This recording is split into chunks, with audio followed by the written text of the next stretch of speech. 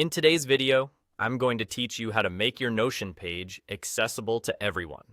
Whether you're collaborating with teammates, sharing a project with classmates, or just ready to showcase your work, sharing your Notion page effectively is a crucial skill. Let's dive right in and get you set up to share your page seamlessly with anyone on the web.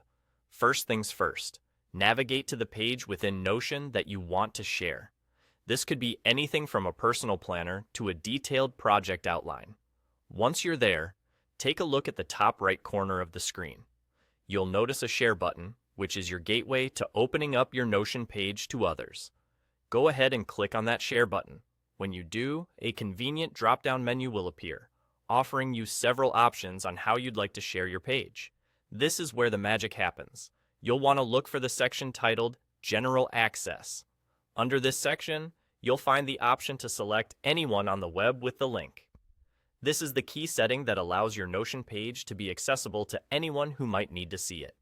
By choosing this, you're ensuring that anyone with the link can access your page without any restrictions or needing specific permissions. Now, depending on your needs, you might want to control how people can interact with your page. To do this, look to the right side of the General Access setting. You'll see a small arrow. Go ahead and click on it.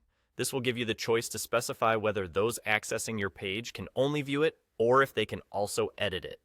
If you're just showcasing information or don't want the document to be changed, you may want to set it to view only. However, if you're seeking collaboration or input, granting editing permissions might be the way to go.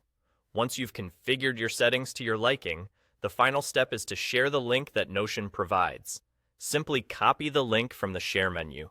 This is the link you'll distribute to those you want to have access to your page.